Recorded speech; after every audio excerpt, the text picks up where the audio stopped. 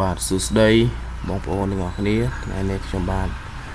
មាននំរៃឆ្នោតយួនប៉ុស ABCD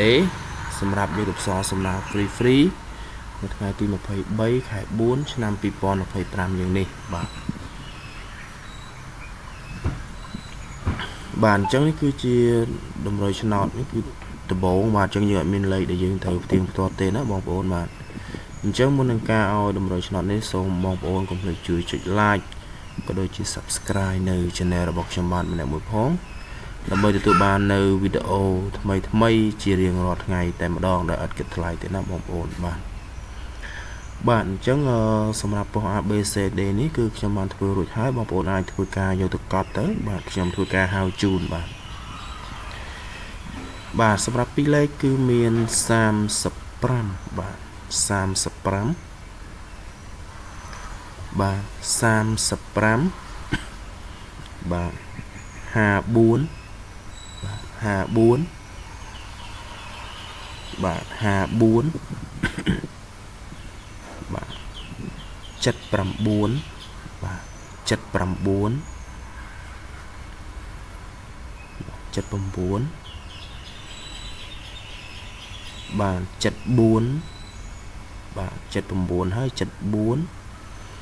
បាទនិងក្រោយគេនេះគឺ93បាទគឺ93បាទចឹងខ្ញុំបញ្ជាក់ជូនម្ដងទៀតគឺមាន35 54 74 79និង93បាទស្លាញ់មួយណាយកមកទៅផ្សងសំណាងទៅបាទចូលដល់លេខអូគឺយើងធ្វើការអូសនៅខ្ទង់30បាទអូសខ្ទង់30អូសខ្ទង់7និងអូសខ្ទង់9បាទស្លាញ់មួយណាអូសមួយនេះទៅណាបងប្អូនបាទ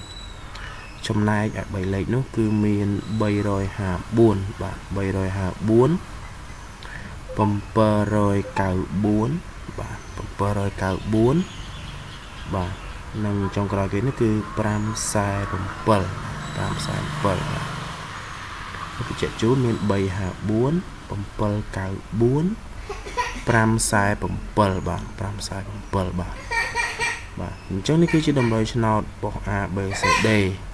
បងប្អូនអាចធ្វើការយកទៅផ្សងសំណាង free ដោយឥតគិតថ្លៃបាទអញ្ចឹងជាចុងក្រោយជូនពរសំណាងល្អហើយនិងកុំភ្លេចជួយចុច like ក៏ដូចជា subscribe នៅ channel របស់ខ្ញុំបានម្នាក់មួយផងដើម្បីទទួលបាននៅតម្រូវឆ្នោតពីខាងខ្ញុំទាំងប៉ុស ABCD មក4កន្លះនិងមក6កន្លះ